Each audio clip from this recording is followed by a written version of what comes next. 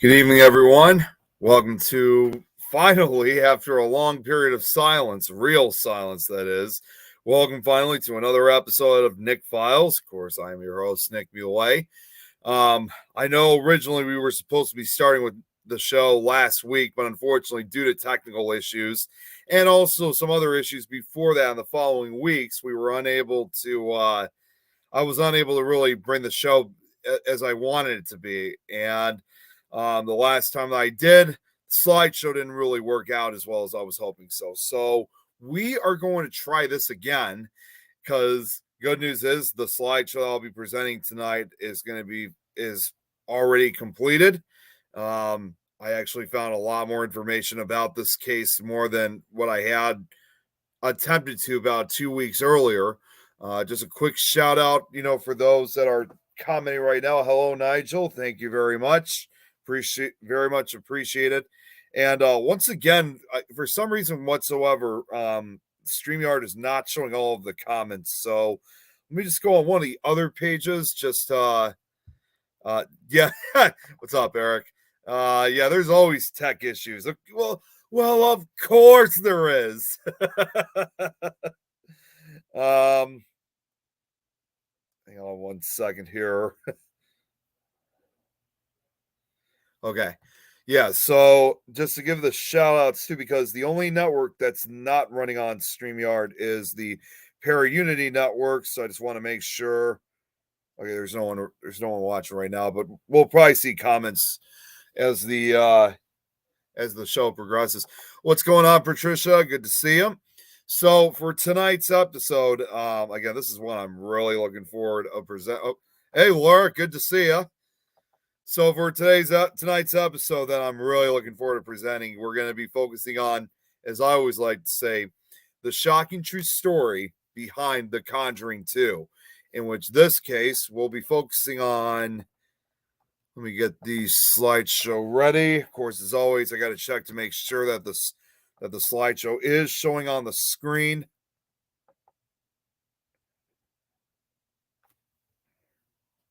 Okay, cool. All right, so we'll be focusing in this case on the true story of the Enfield haunting, or the Enfield poltergeist, if you want to, whichever way you want to put it. And this is gonna be a good one. I said this earlier on the announcement post earlier. This is gonna be a pretty big slideshow, so I already know for a fact this is gonna be a slide. This is one that I already know is already going to be split into two parts, maybe even three. I mean, this is going to be the slideshow that I think is going to rival.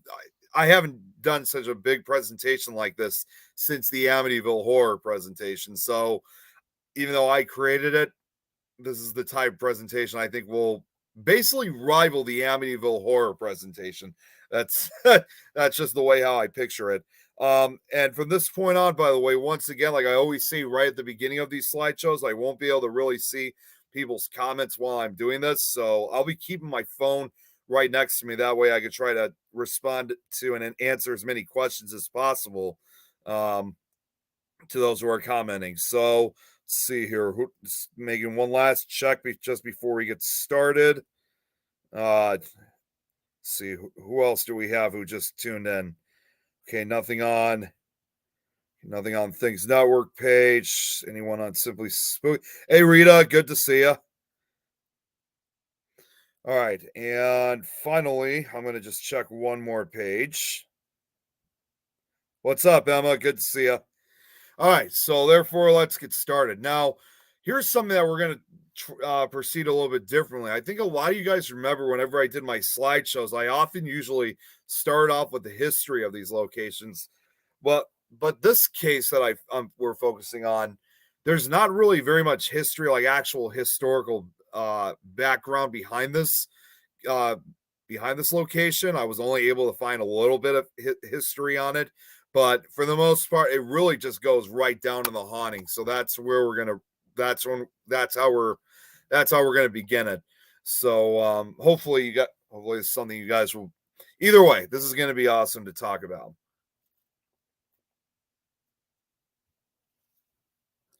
Okay, so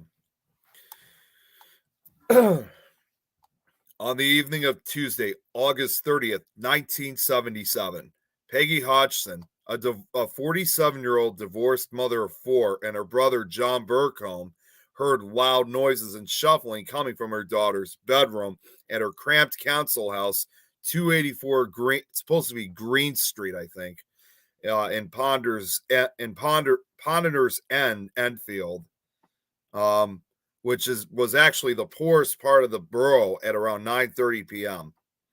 When she went into her children's bedroom to tell them to stop fighting and go to sleep, she found them, two sisters, 11-year-old Janet and 13-year-old Margaret, huddled in the corner with terrified expressions on their faces.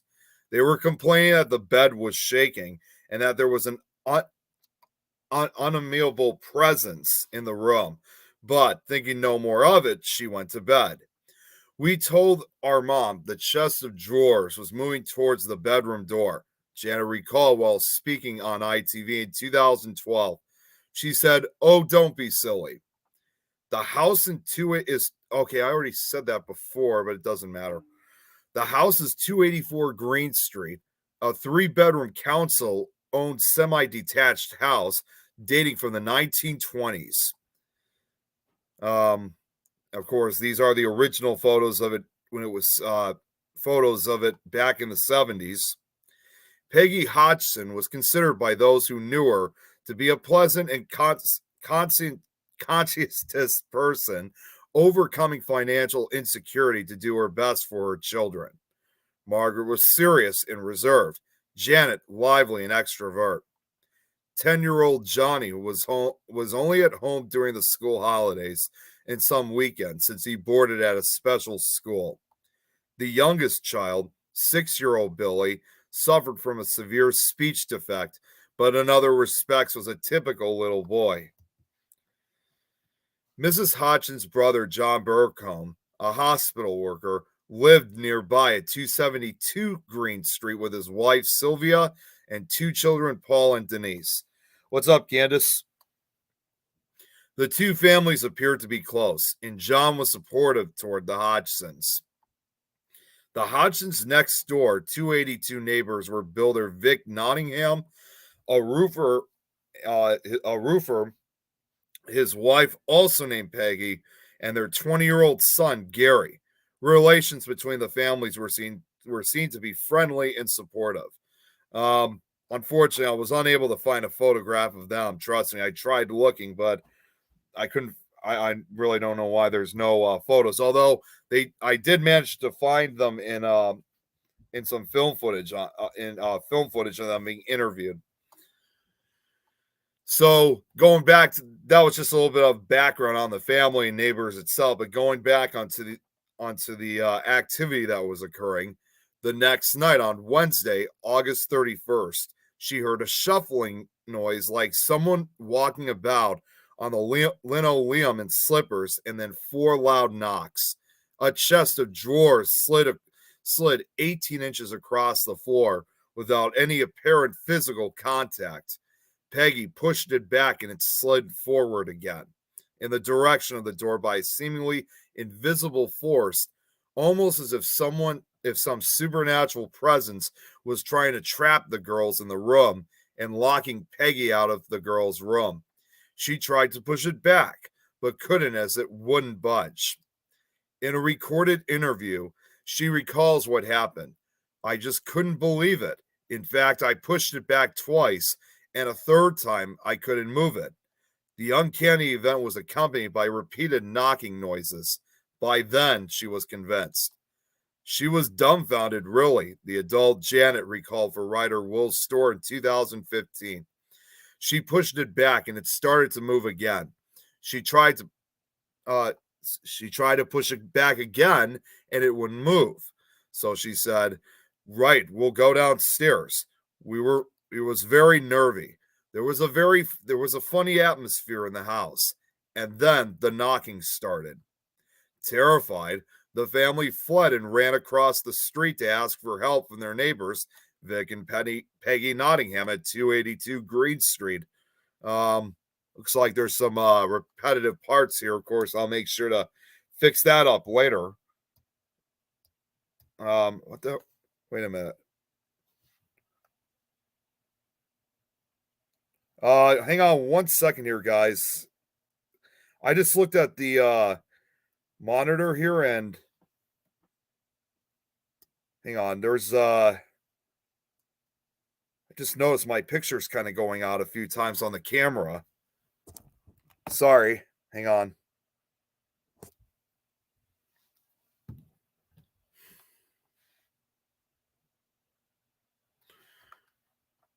Oh man, what's going on here? I don't know what's okay. We're gonna have to go without the green screen because I'm not sure why it's acting this way. That's whoa. The hell's going on here? Uh-oh. That's not good.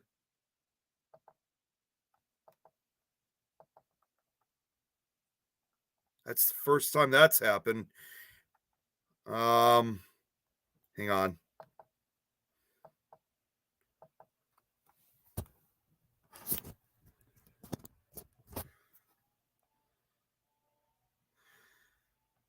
Damn. Okay, we're all right, we're gonna have to deal with this later because I'm not sure what's going on with the camera right now. That was I'm gonna have to go without it. So sorry about that, guys. That is just weird. The camera was just working fine earlier. Okay. All right, we're just gonna have to continue onwards then. So, according to the family, that was just the beginning of what would become their nearly 18-month haunting. While some called it a hoax, others consider it to be one of the most witnessed cases of supernatural activity to date. Janet and Margaret Hodgson, the two daughters at the center of the case, were recently interviewed about their experiences all those years ago. Margaret recounts that we was all in a terrible state, very scared and tired of it, and it got worse as the time went on. Sorry, I got a little bit behind on the pictures because again, I that was just bizarre with the camera.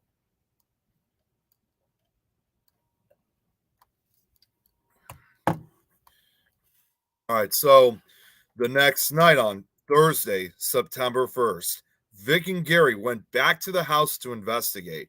They too said they heard strange noises and further knocks coming from around the home and was attacked with a flying Lego.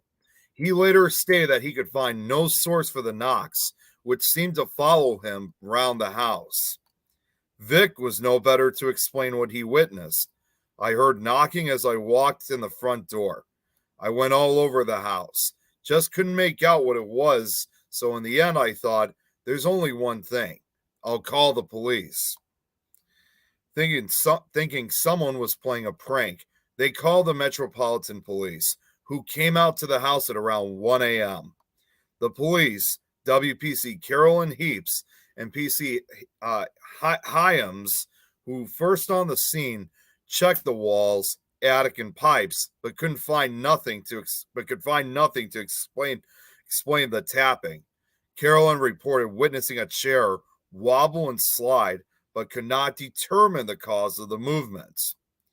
WPC Carolyn Heaps brought an immediate validity to the Enfield case in the start in that she gave a sworn fifth of I can't even say that word, damn it, of her paranormal experience and testified to the investigators as follows. On Thursday, September 1st, 1977, at approximately 1 a.m., I was on duty in my capacity as a policewoman when I received a radio message to 284 Wood Street, Enfield. I went to this address where I found a number of people standing in the living room. I was told by the occupier of this house that many strange things had been happening during the last few nights and that they believed that the house was haunted. Myself and another PC entered the living room of the house, and the occupiers switched off the lights. Almost immediately, I heard the sound of knocking on the wall that backs onto the next door neighbor's house. There were 4 distinct taps on the wall, and then silence. About 2 minutes later, I heard more tapping, but this time it was coming from a different wall. Again, it was a distinctive peal of 4 taps. The PC and the neighbors checked the walls, attic, and pipes, but could find nothing to explain the knockings. The PC and neighbors, oh wait, the PC and the Oh, okay. The PC and the neighbors all went into the kitchen to check the refrigerator pipes, etc., leaving the family and myself in the living room. The lights in the living room were switched off again, and within a few minutes, the eldest son pointed to a chair which was standing next to the sofa. I I looked at the chair and noticed that it was wobbling slightly from side to side. I then saw the chair slide across the floor towards the kitchen wall.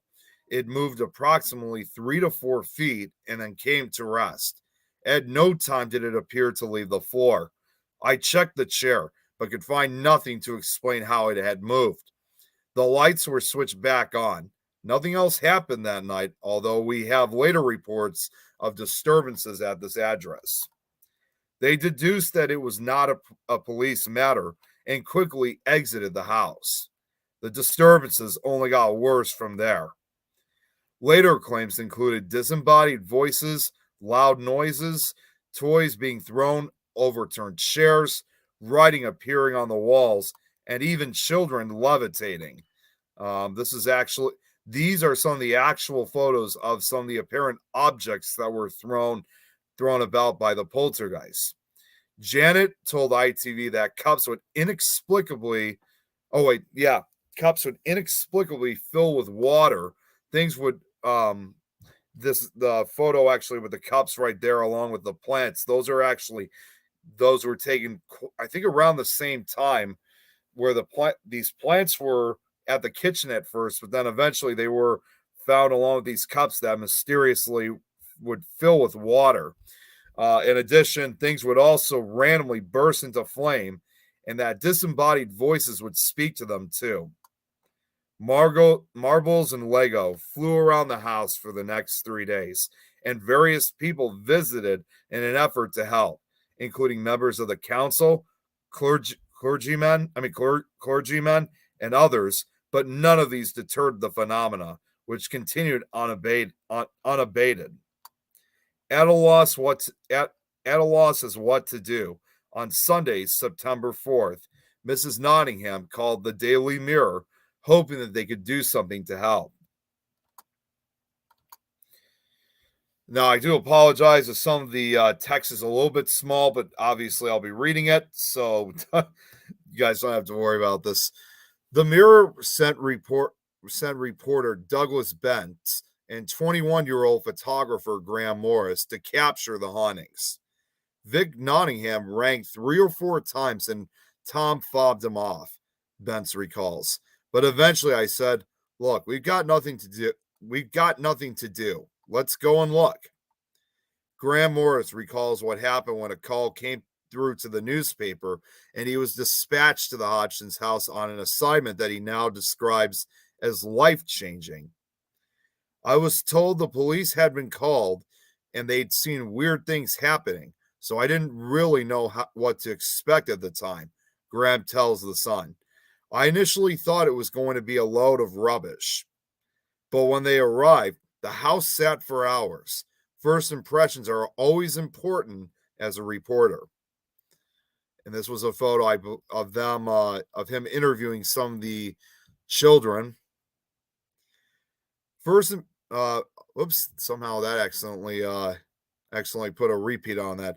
Ben says my first feeling when I went into that house was to feel desperately sorry for this family. It was a very poor household.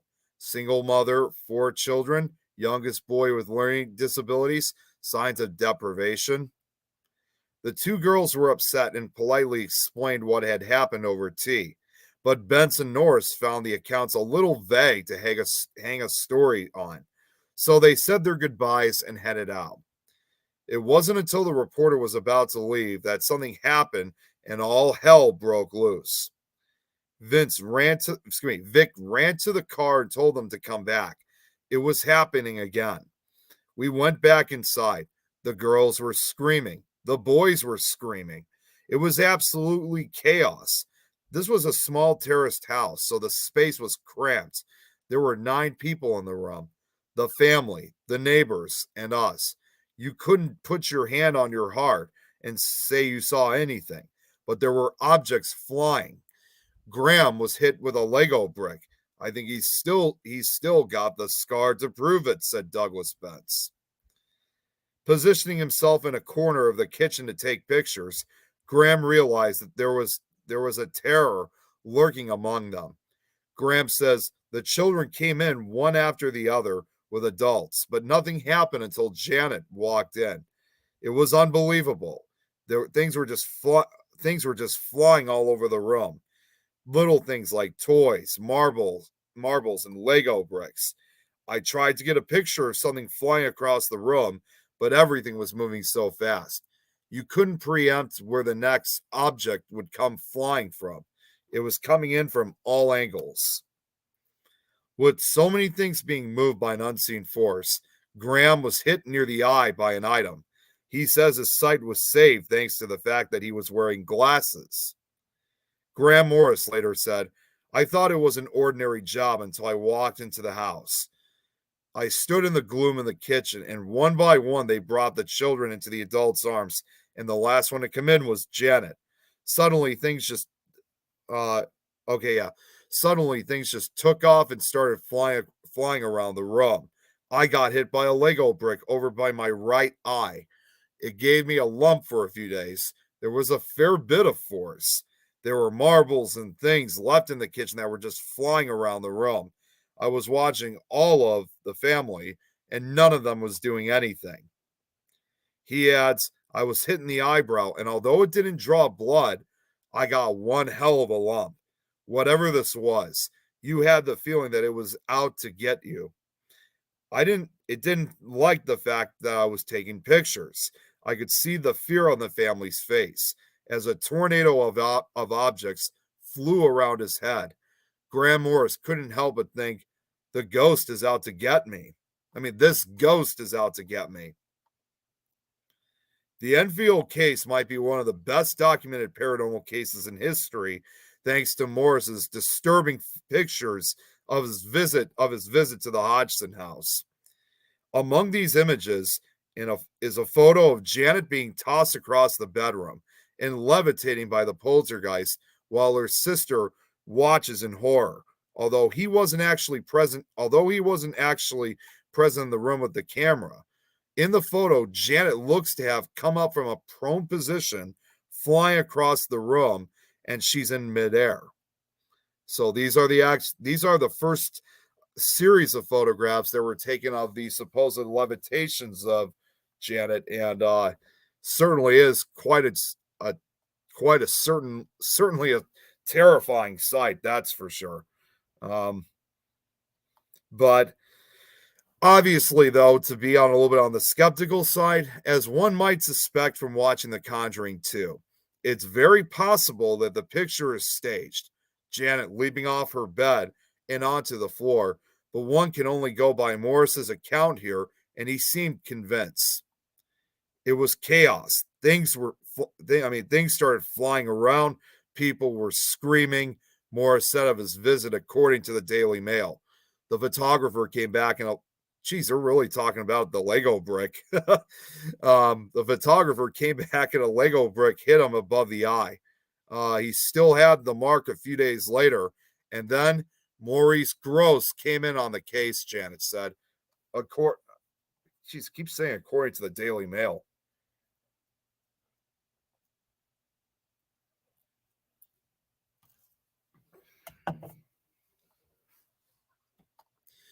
So George Follows, a senior reporter at the Mirror, and photographer David Thorpe visited the house on what day was this again?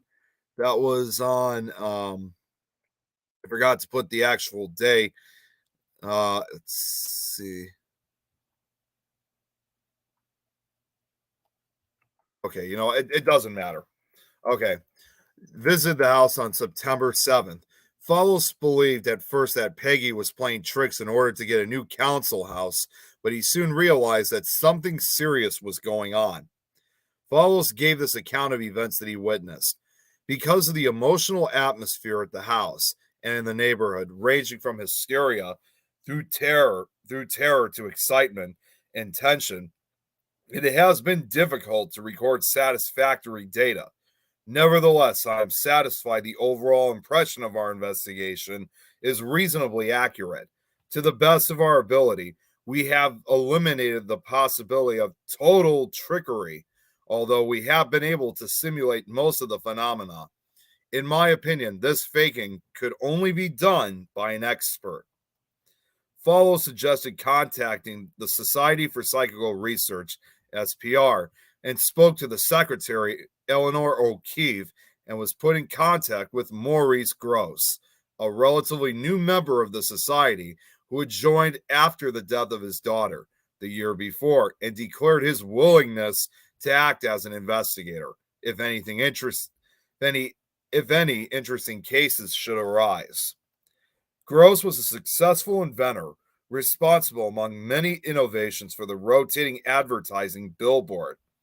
His interest in paranormal phenomena had been awakened by a series of meaningful coincidences that followed the death of his daughter, ironically enough, also named Janet, in August 1976, of head injury sustained during a motorcycle accident.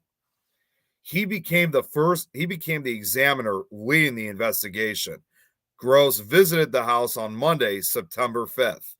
Gross said of that first visit, I found, okay, sorry. Gross said of that first visit, I found chaos. The whole family was congregated in the house together with the neighbors next door, and there were a lot of very, very frightened people there. He advised Mrs. Hodgson to remain calm and recommended she take notes of any incidents. During his stay at the house, Gross has said he witnessed more than 2,000 different incidents of supernatural activity. When I first got there, nothing happened for a while. Then I experienced Lego pieces flying across the room and marbles, and the extraordinary thing was when you picked them up, they were hot. Gross told writer Will Storr about the first days of his investigations via the Daily Mail. I was standing in the kitchen and a t-shirt leapt off the table and flew into the other side of the room while I was standing by it. Now, it should be noted, I mean, I know I haven't really gave really any of my own self notes, if you want to call it that way, is the one thing that I thought was, the one thing I think we're all familiar with, I know we've been hearing so much about these Legos and marbles and other items that are being tossed around. I mean, you have to remember that's pretty much typical of poltergeist activity because a lot of items will tend to get thrown around, sometimes being tossed around repeatedly. So it's just really interesting how some of the poltergeist phenomenon tries to what's the I guess present itself, if you will. So over the period of 18 months, more than 30 people, including the Hodgson's neighbors, psychic researchers, journalists, and even the local lollipop lady said they variously saw and heard heavy furniture moving of its own accord, objects being thrown across a room, unexplained knocking noises, and the sisters seeming to levitate several feet off the ground. Gross and the members of the press waited to witness any incidents, and on Wednesday, September 8th, at 1:15 a.m., they rushed into the children's bedroom after hearing a loud crash. The two sisters were still asleep, but a chair had flipped over and moved. Okay, yeah, the pictures are running late for some reason here, but I got them now. The two sisters were still asleep, but a chair had flipped over and moved a meter across the room. These are the actual photos, I believe, right before this happened. And this was when the chair was flipped over. Convinced that Hodgson's claims were genuine, this was enough to convince Maurice to stay and further investigate. During subsequent visits, he and others observed marbles once again that flew through the air and landed on the floor without rolling, doors and drawers that opened of their own accord, door chimes that swung, objects, teaspoon, cardboard box, fish tank lid that jumped. The movements were witnessed by Gross, the movements were witnessed by Gross, the Hodgsons, Peggy Nottingham's father, and 4 reporters and photographers from the Daily Mirror. At this relatively early stage, as many as 10 people not related to the family had witnessed the phenomena at first hand.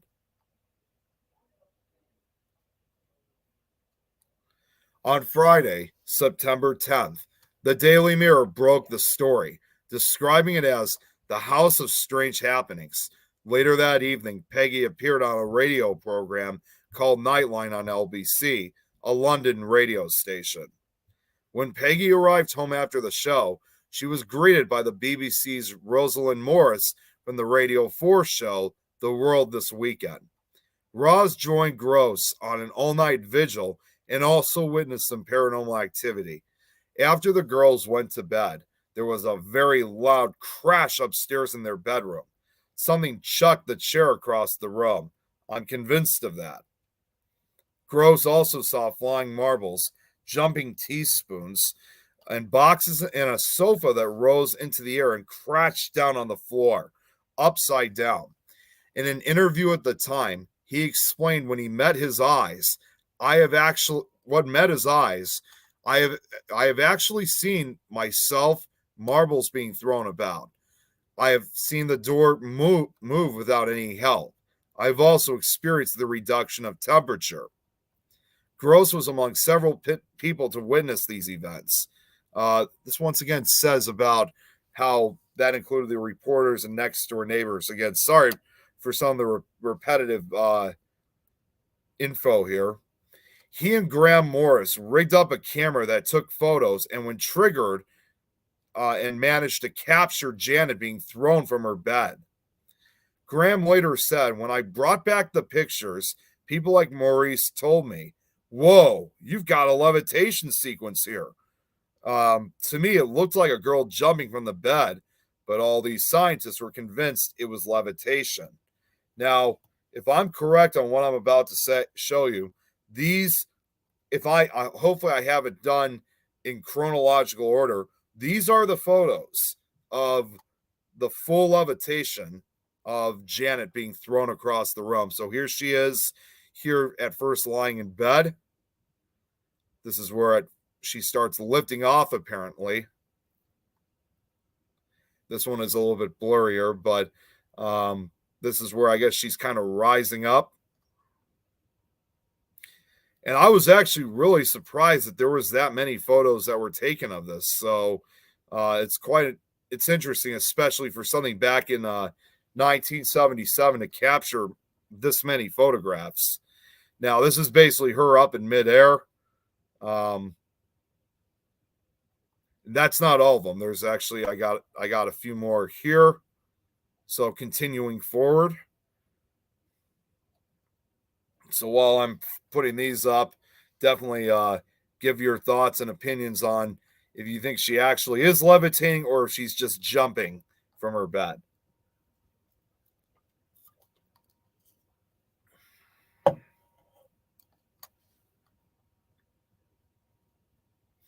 This, of course, right here is the most famous of them all, which, of course, I know was eventually used for the credits of The Conjuring 2. So this is the most notorious photo.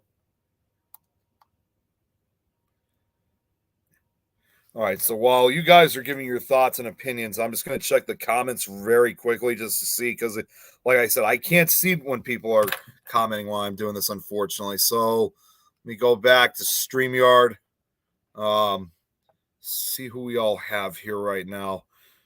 Just give their comments up on the video. Let's see. Hey, Dustin, good to see you.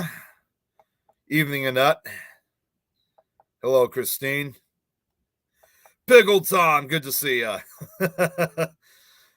And then over on the Paraunity network, See what everyone's saying there, because again, that's the only one where I'm unable to see any comments at all. Hello, Candace. Hey, Marianne. Good to see you. All right. Well, surprise. Okay, I haven't really gotten very many responses as far as the photos show, but definitely give them, if you guys want to wait until the end of it, that's fine. See what you guys definitely give your thoughts and opinions if you think the photos are genuine. Whoops, where did hang on one second here. Where is okay, here we go. Wait, that's not it. Oh, wait, Eric just said, well, knowing that when you fall, you're trying to put your legs down and arms out to brace yourself. Looks like she's jumping. Okay, we got one opinion here. Okay, now I'm trying to get back onto the slideshow. This is okay, here we go. All right, so realizing that he was out of his depth, Gross asked the CPR for help in investigating the poltergeist. Author investigator Guy Leon Playfair responded to an appeal to the SPR for assistance by Gross and arrived at the house on Sunday, September 12th. He later wrote the book, This House is Haunted, The True Story of the Enfield Poltergeist, which was by White Crow Books in 1980. Rosalind also visited the house on numerous occasions and made a documentary about the poltergeist in 1978. The TV special aired in 1980, and not long after the height of the events in the late 1970s. Playfair and Gross worked together for more than a year, making a total of 180 visits and 25 all-night vigils at the house. The incidents at Enfield are among the most closely recorded in any poltergeist-type case. Gross, Playfair, Mrs. Hodgson, and many other witnesses kept records of varying levels of detail. Tape recordings, mainly by Playfair and Gross, eventually totaled 180 hours. Oh my goodness, all the stuff with the marbles and Legos. Marbles and pieces of Lego seen traveling through the air at great speed, seemingly emanating from walls or windows. A teapot shook vigorously on a cabinet in the absence of any external vibration. At one point, the lid was bent. This is the actual teapot right here, and you can see part of the lid is indeed bent. Metal spoons were bent, and the lid of it already says that. Okay, I gotta fix that later too. Metal spoons were bent. Again, another example of some of the activity that occurred. This was honestly, by finding these photographs, it was actually quite a rare sight for me to find these, because these are photos that you weren't able to really find on Google Image. I actually got these from there is a Facebook page based solely on the Enfield poltergeist, so a lot of these photos were borrowed from that page. So of course, all ownership of these photos I did find. Not all of them, at least some of these photos do go to the Enfield poltergeist Facebook page. The shade of a bedside lamp tilted and then straightened. A toilet door opened and closed when nobody was nearby. Cardboard boxes and cushions were thrown by an unknown force. A slipper was thrown across a room by an unknown source. A framed certificate was pulled off the wall. Gross was alone in the room when this happened, apparently. A bedroom carpet was pulled up at the edge to form an identical shape each time, an effect which Gross was unable to replicate. Now, this photo I'm presenting right here isn't actually obviously the carpet. This was actually a sweater, but this too not only had some of the burn marks, but did in this photo, in this case, did display some of those strange identical shapes that no one else was able to replicate in any way, shape, or form. A settee was levitated and overturned in front of several witnesses. These are the photos of this. I think these photos were taken right after when when it supposedly was levitating, and well, after it levitated and overturned. And then, of course, Janet, as I like previously, was levitated and deposited in different places at different times. Kitchen unit doors slid open of their own accord. Tubular door chimes swung from side to side many times.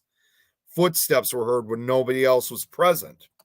Margaret was held fast by an unknown force. This photo right here is actually one of the few photos that I know it looks like a normal photo. It may most likely be the case, but still, the Facebook page that had this photograph did ask exactly what was going on with Margaret's arm in this. I mean, yeah, most likely, as you can see, it looks nothing more than she's just probably reaching down to grab. I think there's a pillow or something here on the floor. I'm not entirely sure, but still, some folks on the page were asking, why would her arm be kind of positioned that kind of way? Knocks, bangs, and crashes were heard, not caused by plumbing, vibration, or other external sources. Coins disappeared from one room and reappeared in another. Small fires started and extinguished themselves without causing damage, except for maybe the items that were on fire in this case, as you can see in this photo. Yeah, these are some of the photos of some of the items that were mysteriously burned. Water appeared in circumstances not understood. Normally reliable electrical equipment, tape recorders, cameras failed to work. This was some of the equipment that was used during the investigation that at times did fail during parts of the investigation. Apparitions were seen, partial and total. The iron frame of a built-in fireplace was wrenched from the wall and almost hit Billy. Excrement appeared in inappropriate places. Written messages, the abusive remarks and swear words in a gruff masculine voice, apparently produced by Janet and sometimes Margaret. Some effects occurred simultaneously. Many were repeated at different times and places, both day and night. Some were seen by members of the public, who in many cases had no interaction with the Hodgson family. They included John Rainbow, a local tradesman, and Hazel Short, a road crossing council employee, otherwise known as a lollipop lady, as I mentioned earlier. According to Gary Playfair, the levitations, which mostly happened to Janet, but on some rare occasions also to Margaret, happened more than 50 times throughout the case, and they were often found to have crisscrossed. The family were chased out of the house on Sunday, September 25th, and sought refuge with Peggy's brother, who lived up the road. While his wife Sylvia made some tea, a Lego brick appeared in front of her and dropped onto the table. It was then that the family realized that the entity could follow them out of the house. Gross and Playfair saw indentations in pillows and on the bed as though someone was lying there. There was a suspicion that the spirit of a 4-year-old child who had been smothered with a pillow by her father may be responsible for the incidents. Peggy had been given items of furniture from the house of the little girl when she moved into her property in Enfield. Peggy made sure to throw out any furniture belonging to the little girl's former house, but the activity continued. On Sunday, October 16th, several chairs and furniture throughout the house, along with the kitchen table and chair, were overturned by the poltergeist. Now, these photos right here are once again some of the items that were thrown about by the supposed poltergeist. This was that's kind of weird. I don't know what just oh, wait a minute. Okay, I was gonna say, I know you guys can't see because the camera's messed up right now, but apparently my light just went off for no reason. That was weird. I hope I didn't just open some gateway or something to this. Okay, so yeah, these are some of the actual photos of some of the items that were thrown, and some of the things that did occur are quite remarkable here. I mean, the fact that a bed here was completely overturned, though. Again, some of these photos that you see here could have most likely have been staged. I don't want to say obviously 100% that this was true poltergeist activity, because of course you have to have some of that true skeptical side to it. And this is a really interesting photo right here. This is, I think that's Guy Playfair examining, I think it might be a dresser or a table, and a chair is actually right on top of it. To me, it almost looks like the chair scene from the movie Poltergeist, which actually turned out, we'll get to that. I don't know about tonight, but I will say this though, it actually does have some similarity to the table scene from the movie Poltergeist. I'm going to go back on StreamYard for just a second since I'm showing these photos, and I just wanted to see what everyone else is saying in the comments. Okay, so Eric here says, "Oh, I believe there was activity. It's the photo being picked up and thrown. I'm also having a problem. I'm having a problem with, since actually seen some picked up in their sleep. Also, paranormal con camera and a camera that had night vision. The woman set herself up to find out why she was being bruised in the middle of the night." Yeah, you got a good point there, Eric. Something followed me home. Maybe you never really know. You never know. And then as for the Paraunity comments, let me just see what. Let's see over here. What's good to see you, Rachel. David, hello. That's the problem with still photos. You never really know if it was poltergeist activity or a human. Yeah, you got a real good point there, David. So yeah, it's hard to determine when it comes to photographs. I know sometimes even video footage or film footage is also a subject of debate, but I think photos are probably the hardest to decide whether or not this is actual, poltergeist activity captured on film. And I believe, nope, I thought I had more photos by then. Now this is original. However, it should be noted that this is original 16.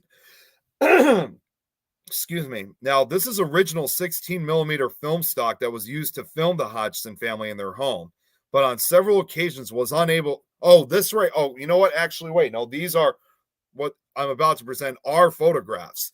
I know it's going to be a little bit hard to see because they're mostly black in color, but hopefully you got the photos do get a little bit brighter as I present each one.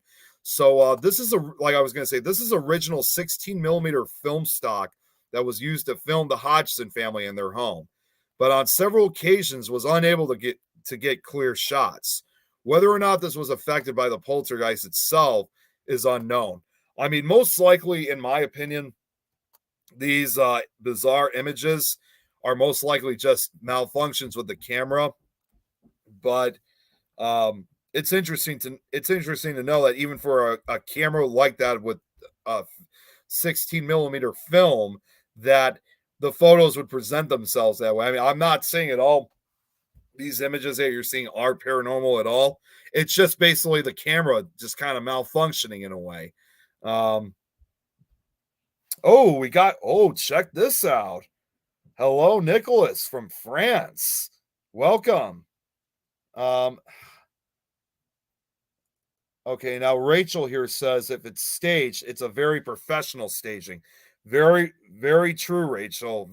You're absolutely right. Going back onto the StreamYard page, I'm going to start doing this more often so that way I can try to respond to and show people's comments. See if anybody else here. But no, these, like I said, these photos are just, it's bizarre. But again, we've often usually heard when it comes to paranormal investigations that when it comes to taking certain photography, sometimes the entity, the phenomena itself will often usually mess up the camera before any photos or video can be taken. So, okay, I'm not really seeing much in the comments, so I'm going right back to the presentation and continuing forward. Right here. These are actually some rare photographs. Once again, I know you could it's all up to debate, but these are rare photos because we've seen a lot of the pictures right now that the photos of Janet being levitated. These are rare photos that I found of Margaret actually being tossed around. I mean, well, maybe not levitating, but being tossed out of bed by an unseen force. I know obviously it's hard to see with the first photo, but you can clearly tell that is Margaret because it is on the other bed because she's on the right, Janet is on the left. And when this photo was taken, I think Margaret was completely by herself in the room at the time it was photographed. And this photo right here was where, as you can see, Peggy is sleeping in her bed this time. And Margaret, for some reason, I don't know if they were trying to do some kind of testing, but she decided to take Janet's place and she too was tossed out. And then this photo right here, once again, of Margaret, as you can see clearly, this is not the same bedroom that they were in. They've never really figured out exactly where this was taken. This most likely could have been at a relative's house or maybe a neighbor's house that they stayed the night in.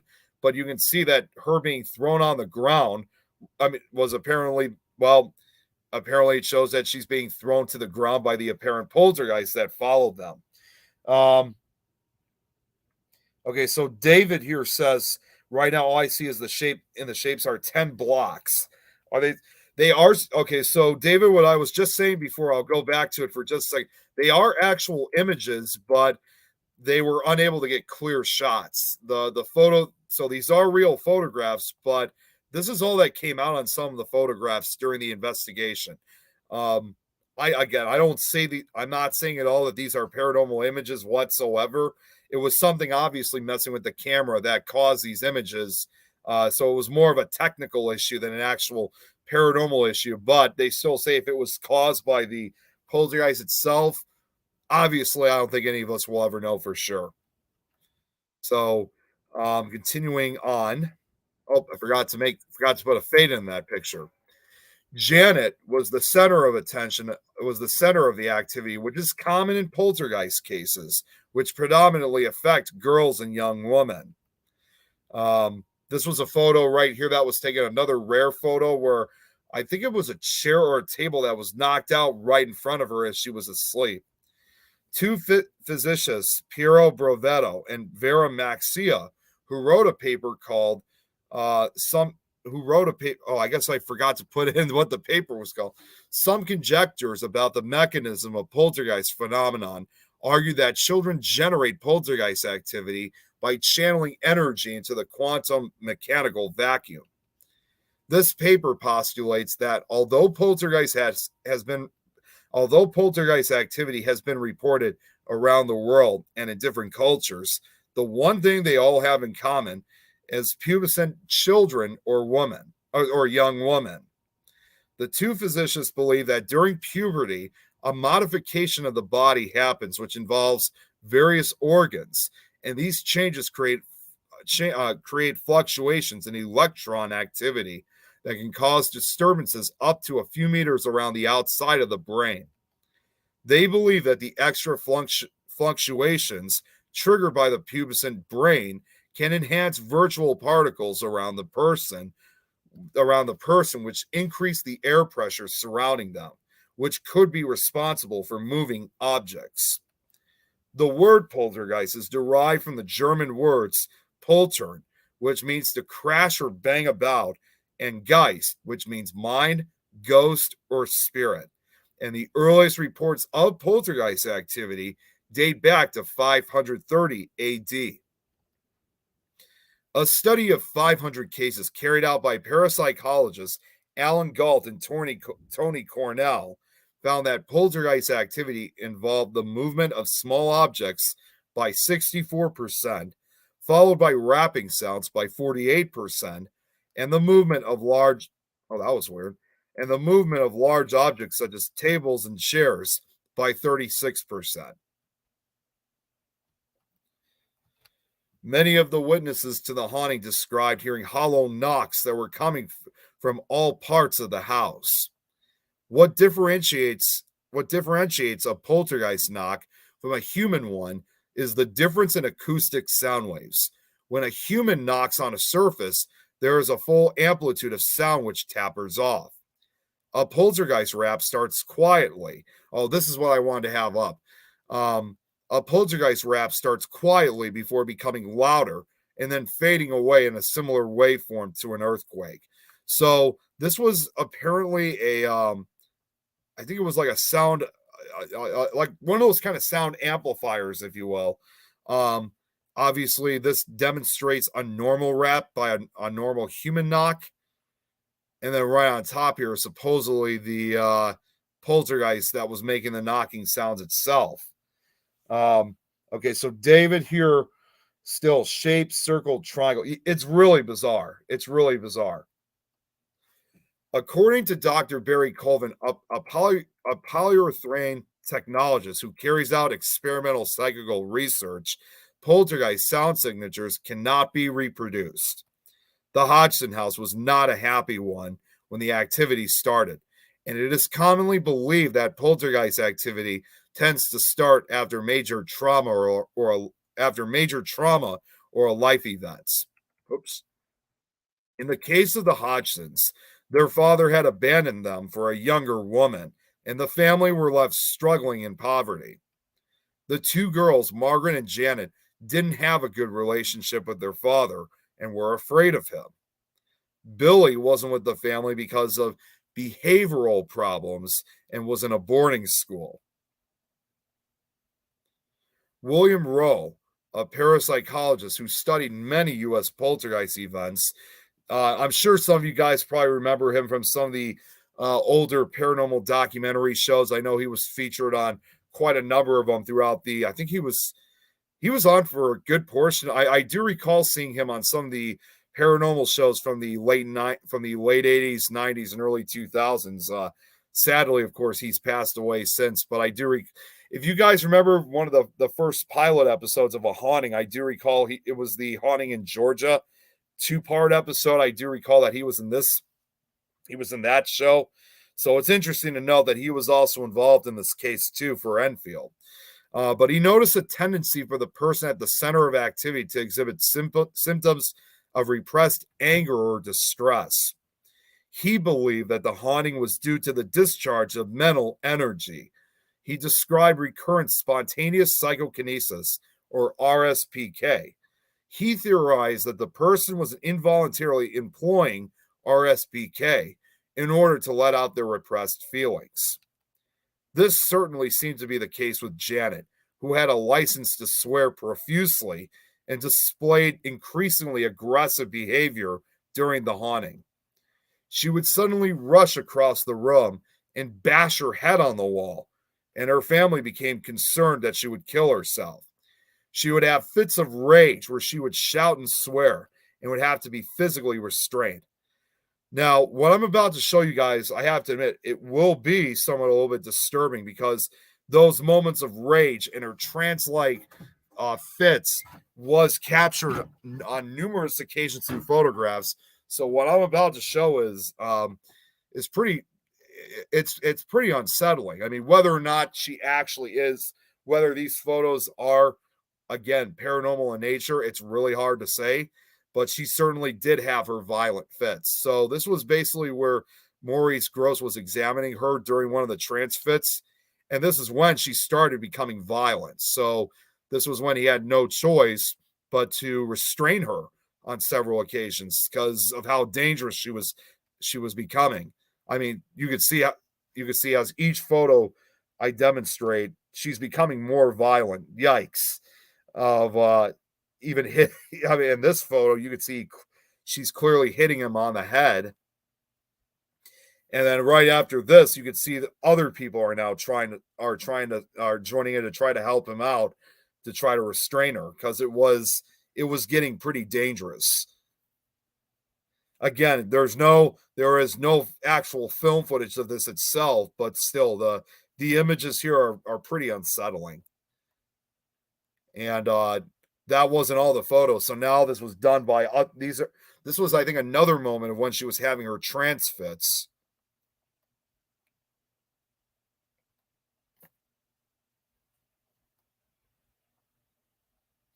I think at this point it looks a little bit cruel, like how it looks like they're putting her head down, but it was just when you're in that kind of situation, all you're trying to do is just trying to restrain, and hopefully you could try to get them to calm down. This photo here, I think, is probably pretty unsettling to look at because you can clearly see the anger in her face. Just the way how she looks. It's very disturbing indeed, Rachel. It really is. I really kind of had to debate whether or not to have these, but in talking about this whole case, unfortunately, no, I had to, unfortunately. So, anyways, enough of that, though. Um, Although the council would not rehouse the family, they agreed to send them away for a week-long break during half term.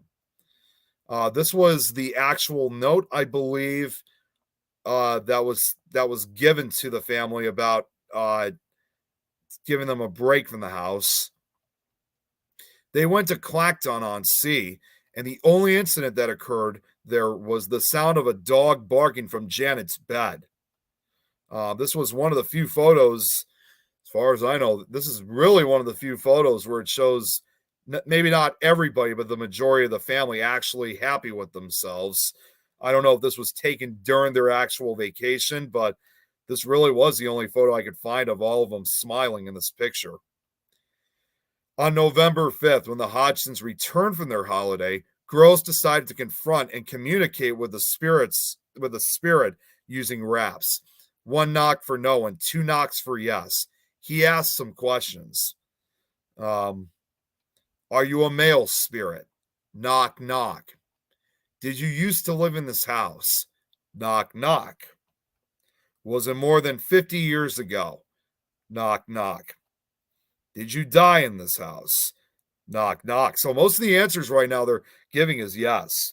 Okay, so David here just said, did they ever have her evaluated by a psychologist or a psychiatrist? David, we haven't gotten to that part yet, but eventually, yes. We will get, I'm not sure if or invite a priest to talk with her.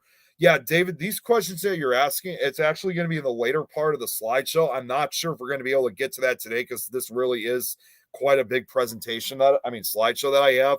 So worst comes to worst, we may have to wait for those questions till next week, but I'll say for now, eventually they did. At the time they didn't, but we'll see how far we can go with the slideshow. Are you unhappy? Knock. Okay, so this is the first one where it was a no. Why are you here? Is it because you want to give us a special message? Knock. Are you having a game with me? Oh, it doesn't say if it was a knock or 2 knocks. That's weird. Either I must have missed it or it just didn't respond. The spirit then threw a cardboard box and pillow at Maurice Gross's face. Jeez. Now on Monday, November 10th, which was Janet's 12th birthday, Playfair invited an Argentinian psychic called Eduardo Balanovsky to visit.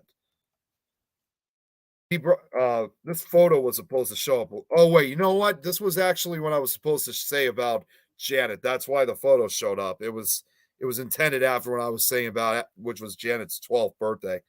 He brought a magnetometer, which they used to look for anomalies in the electromagnetic field around the house. During his visit, Janet's pillow was thrown around, and the machines registered a change in electromagnetic field strength. On Wednesday, November 12th, Janet, on the advice of the psychic, left pens and paper around the house and called out to the entity to leave her a message, after which messages started appearing around the house. Peggy found one on the fridge that said, I will stay in this house. Do not read this to anyone or I will retaliate. The next message, which was found on the living room table, said, Can I have a tea bag? Peggy placed a tea bag on the table and a ripped tea bag manifested next to it. Peggy's ex turned up at the house and she showed him the messages. Once he had gone, Peggy apologized to the entity for showing him the messages, and another one appeared saying, It was a misunderstanding. Don't do it again. I know who that was. The writing was very similar to Janet's. On Monday, November 28th, Maurice Gross found Janet asleep under this bed. This photo was taken after. I don't know if this was during or afterwards, but Maurice Gross found Janet asleep under this bed twice within a 5-minute period. She was completely limp as if unconscious. In following, Janet and her mattress were shot onto the floor, and 20 minutes after that, she was found in the corner of on the floor, having apparently been thrown a distance of 14 feet. On Tuesday, November 29th, the first medium, a Brazilian psychic called Luis Gasparetto, visited the family. He was accompanied by his interpreter, the second medium, Elsie Dubgrasa, who was a member of the healing department of Sao Paulo State Spiritist Federation. They offered some spiritual healing to the family, which gave some respite, which apparently also had some beneficial effect on Janet's behavior. Lewis would go into a trance-like state and produce drawings and paintings, and after they left, Janet began producing disturbing bloody pictures whilst in a trance. She also wrote the name Watson over and over on a page. It turned out that a family called Watson had lived in the house, and the wife had died of a tumor in her throat in a similar way to one of the bloody pictures Janet had drawn. Now, I'm just going to say right now, I actually did find those photographs. I must warn you guys once again, some of these photos you're about to see may be disturbing for some viewers. So these are the actual drawings that Janet had made. And my God, for a kid only 12 years old to make those type of drawings. I mean, obviously Janet was a good kid, but these drawings are almost like something out of a serial killer would have done when they were a child. Like, holy cow. Now, I think this photo kind of makes sense, the one here in the middle, because if I'm correct, I think this was the image that was just being spoken about, how the wife of Watson had a tumor growing in her throat, and you could see blood pouring out of the neck on this in this drawing. Very, very disturbing stuff. I can't even imagine what Peggy must have thought when these photos turned up. No, you're fine, David. Don't worry about it. You're good. Before I continue onwards, I'm going to go back to StreamYard once again, see how everybody says. Let's see. Okay, so Eric here says, yeah, because these are oddly specific pictures. I use 16 millimeter and have never seen those odd shit. Yeah. Remember that I lived before cell phones existed. And yes, again, caused by a girl going through puberty. Not sure what you mean by perfect exactly. Sorry, like I said, I can't see when I'm doing this, unfortunately. And that's why it started and followed them around. That's correct. Hello, Charles. Good to see you. Yeah, basically one of the first EMF meters, definitely. Okay. All right, so going back. Hang on one second. Okay. So, David, here's the answer to your other question. Towards the end of November, a doctor was called to the house and he administered 10 milligrams of Valium in order to sedate her. After being sedated, Janet levitated and landed on a radio where she was discovered by John, Peggy's brother. Again, we don't know for a fact if she truly did levitate, but the fact that she landed on the radio, I mean, you could see in this photo of John, he looks pretty disturbed in this picture of seeing where Janet was laying. It's very, very creepy stuff. Unfortunately, Janet wasn't the only person affected by the poltergeist.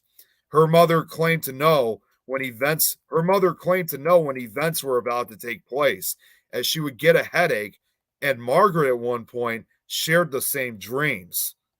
However, the activity always followed Janet.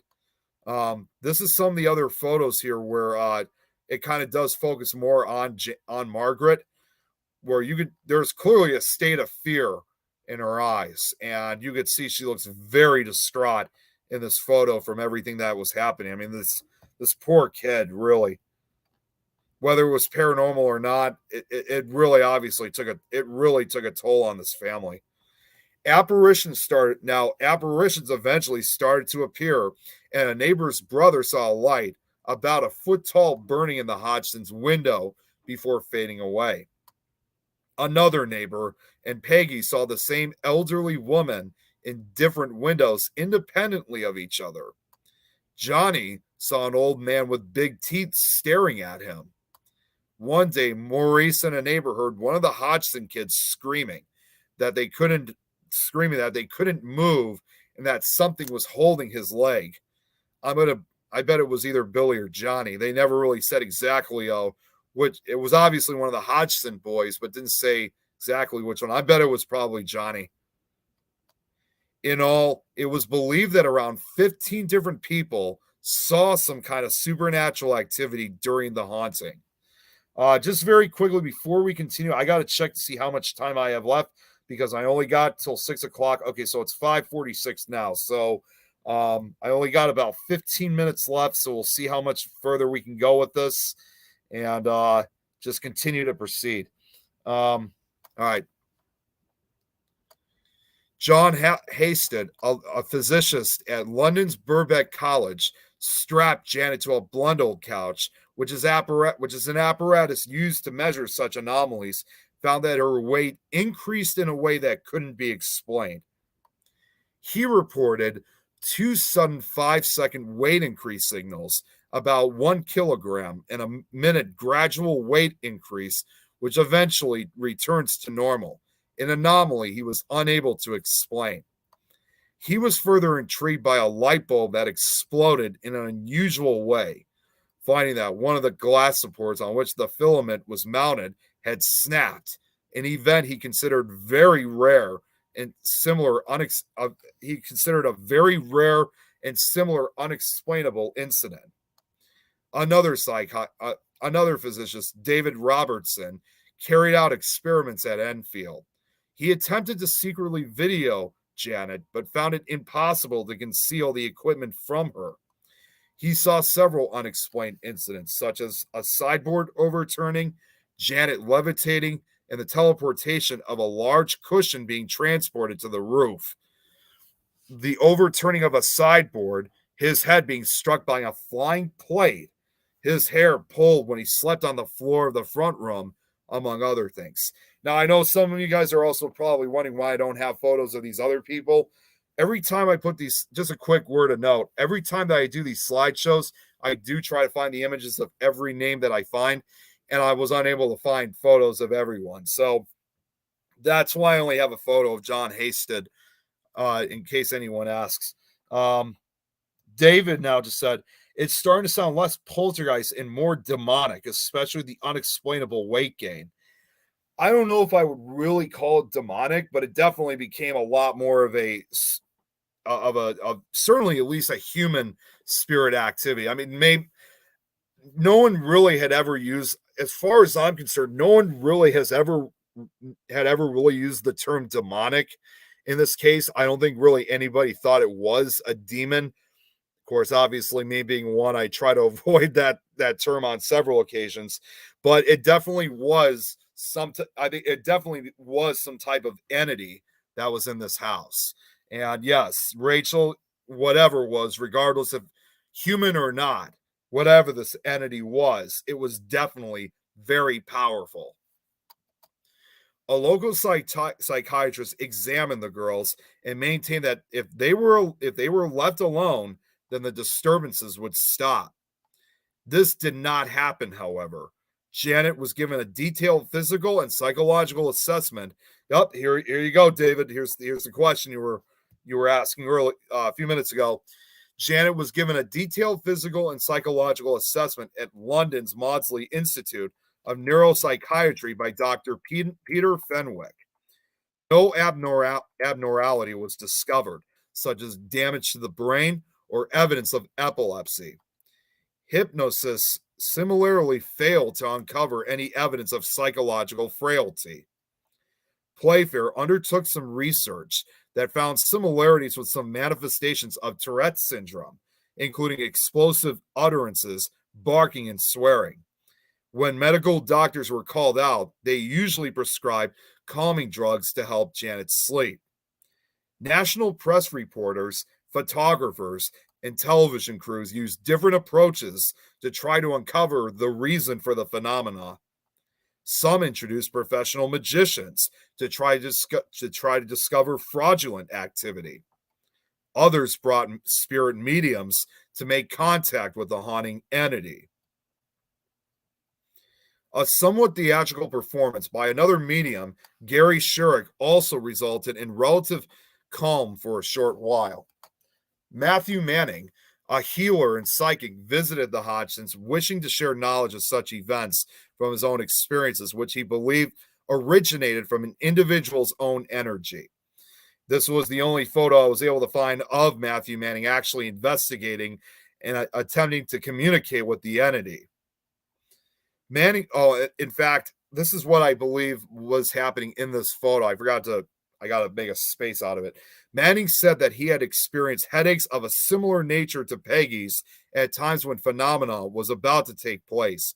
It's interesting to note how some of the activity before it happened, that some of the individuals here were experiencing headaches just before the activity started, almost like it was acting kind of like a precursor to what was about to happen.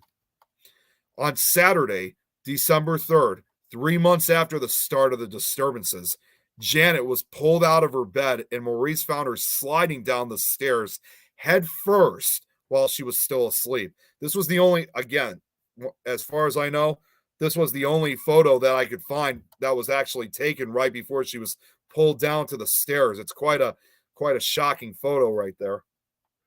A couple days later, another member of the SPR joined the team, a student physicist called David Roberts.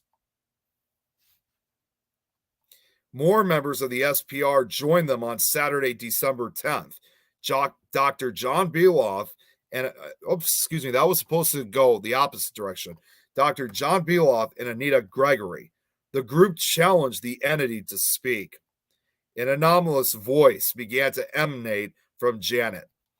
It started as a series of whistles and dog-like barks. Then Janet entered a trance-like state. Then a deep, gruff, scratchy voice speaking through her, calling himself Joe Watson, and developed into a human voice, that of an elderly male, harsh and guttural. This was one of the photos that she was in a trance, in fact, and it was quite unlike Janet's. Joe claimed that he had lived in the house, a fact seemingly unknown to Janet.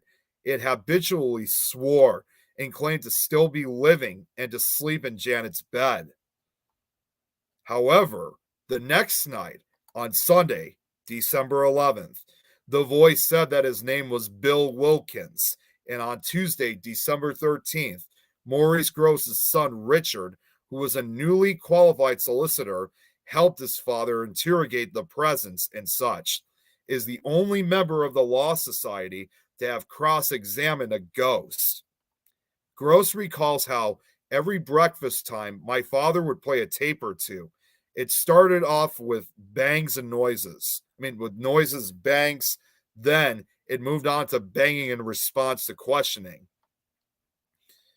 The spirit responded with banging in response to questions, but the man's gruff and raspy voice was soon heard when the children were present in the room, coming from somewhere behind Janet's neck while her lips hardly seemed to move. This photo of Maurice was actually supposed to show up right at the beginning of the first sentence, so sorry the photo showed up a little bit later. Okay, so as I said before, the voice identified itself as Bill Wilkins, who had died in the house at the age of 72 years before. Richard asked him how he died, and he said, I went blind. I had a hemorrhage. I fell asleep and I died in a chair in the corner downstairs. The story of dying in a corner of the living room was later confirmed by Bill's son Terry, and that this was indeed how his father had died. When Playfair asked why he was invisible, Bill said, "I'm invisible because I'm a ghost." Now, we only got a few minutes left. This is only going to be about 4 minutes. I got a video here that I'm going to present. These Enfield poltergeist recordings feature the alleged poltergeist referred to as Bill, responding to various questions via the body of Janet. The gruff voice became synonymous with the case. Skeptics believe that Janet was simply disguising her voice, while others saw it as proof that she was possessed. I know it looks just like a photo, but it's actually a video. This contains one of the actual recordings of this possession. I have not heard this myself yet, so I don't know what to expect, but I just want to say right now, regardless of whether she was truly possessed or not, what you are about to hear, once again, as a warning, may be disturbing to some listeners. So viewer and listener discretion is advised. Here, hopefully you guys can hear it.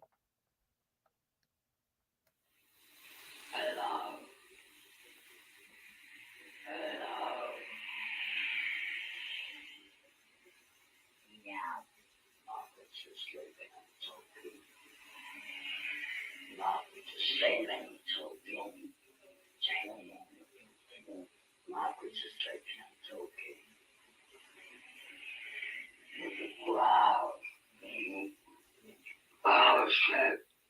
We just found no slave and it's talking.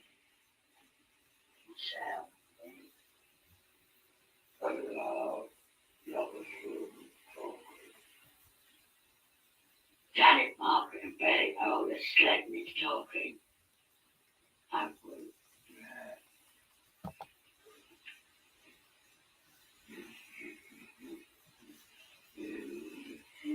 Hello, Mr. Playfair. Margaret's asleep and I'm talking. I'm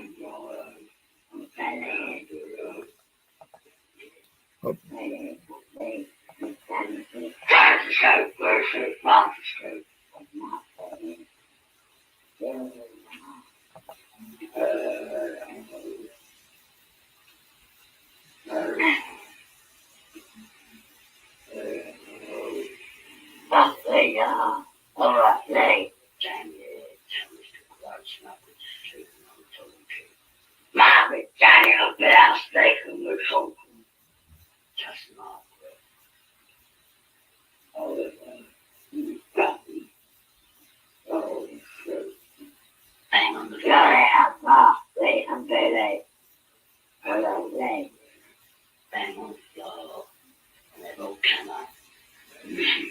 Yeah. Yeah. That'll bring them all. Hello.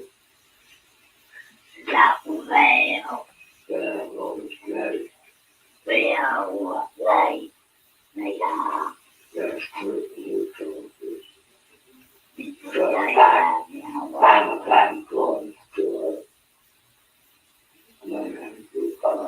bang on the floor and I'll shout. Pardon. Been going up here. Yeah. Well, it's good. They are the thing. That's good. You can do. Mr. Glass. Mr. Glass. Lights gone off. Lights gone off. Mr. Glass. Lights gone off. Lights gone off. Come on. You don't come up and smash a window. Yeah. It's a very creepy voice. Guess what? Can't Margaret there asleep without helping. Come loud. Wow. Hey, Natalie. Mr. Brown. Mr. Brown.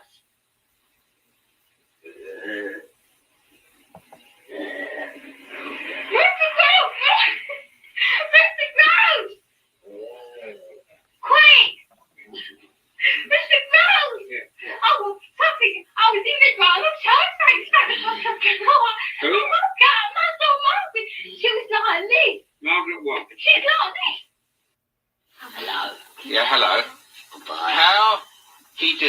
Now you're going to tell me how you knocked that settee over. Come on, tell me how you knocked it over. By the bottom. You what? This must be different recordings. It can't just be one recording here. Yes. Underneath. Underneath it, yes. Yes. And then what did you do? Then what did you do? Make Janet come in the room first. Why did you make? Oh, it's a why little did bit you longer make than Janet expected. Come in the room first? So she gets the blame. So she gets the blame. Yes. Could you do it if Margaret came in the room first? Might be her. Or if Mrs. Hodgson came in the room first? Could you do it then? No, she's too old. She's too old. Could you do it if I came in the room first? No. Well, what's age got to do with it? What difference does it make how old? Take energy from young people, not old ones. Oh, you only take energy? Yes. Why can't you take energy from old people? I use it all in the day. Pardon? I use it all. Oh, old people use more energy during the day. And do young people store it up then? Yes. How do you take their energy? Electric shock. You take it by electric shocks. Mine. Do you take electrical energy then? Yes, I can. If you can. I can take electric. You can take electrical Yes. If you don't take that energy, could you tip the settee up if you didn't take the energy? No, I Just couldn't. 5 minutes left of this. Impossible. Yes. You always have to use energy from people. Yes. Can't you take energy from anything else? No. You can't. No. What else can you do with energy? Tip the chairs over, pull the plugs out, Yeah, but you can do other things. Can't you? put books through the window. Put books through the window. Who put the books through the window? I did.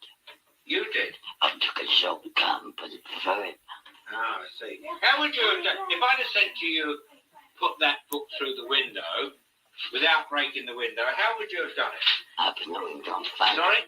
Opened the window and thrown it out. You would have opened the window and thrown it out. It's a package window, front room.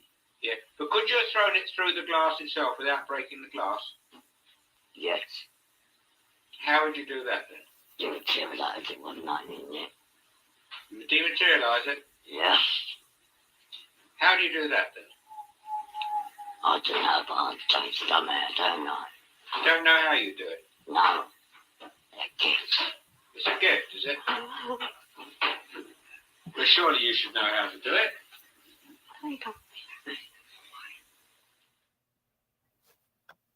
Is that it? Or hang on 1 second, because I was on the Let me hear you oh. say my name. Oh, there's one more Let me hear recording. you say Okay. my name.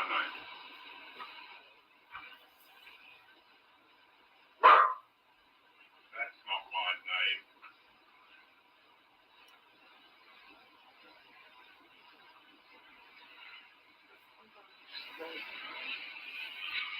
Come on, my name's Morris. Let me hear you say it. Morris. Say Dr. Belloc. Come on, let me hear you say that. Come on, let's hear you say Dr. Belloc. Goodness sake, could you close that door down? Say Dr. Belloc.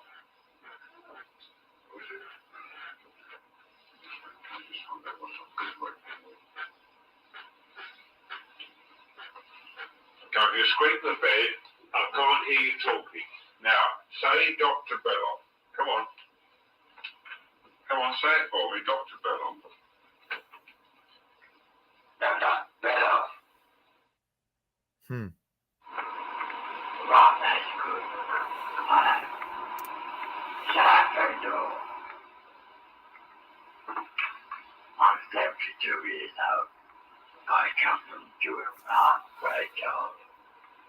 And I have right near the church where Rita lives. And all my friends come from there as well. And we all like a game and go to the pub. And then we pick your house. Because I used to live here. And I will do this a lot. And if you don't get anyone else, just let me work and Mr. Blackman. I want you to tell me remember what happened to you when you died? Just before you died and just after you died?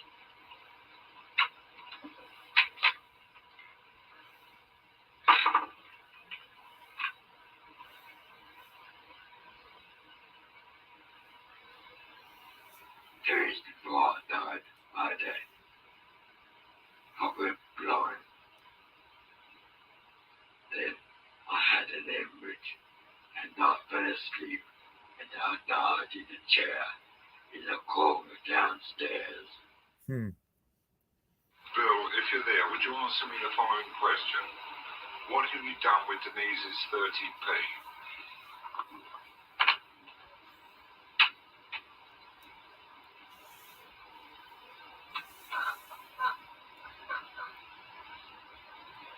Headed down to the radio downstairs. Sorry, Bill, can you say that again, please?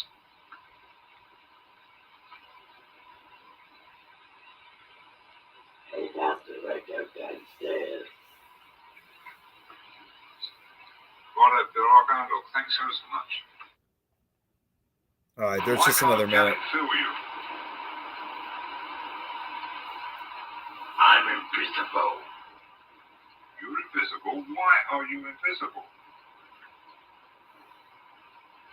So much G-H-O-S-T. Oh, that's why ghost was spelled like that. Yes, all of them. All the dogs, 68 dogs. What do you got 68 dogs for? So that they can protect me from you killing me. They can guide you right on. How can we kill you, Bill? You can shoot me off. Now, how can we shoot you if we can't see you, Bill? One thing to God. Sorry, I didn't hear that, Bill. One thing to God. By praying to God. So, what you're saying is we could get rid of you by praying to God. Yes. Oh.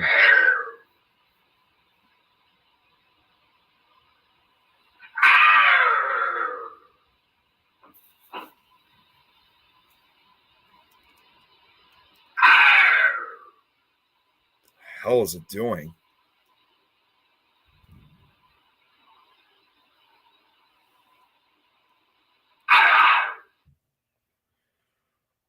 Wow, that was quite disturbing.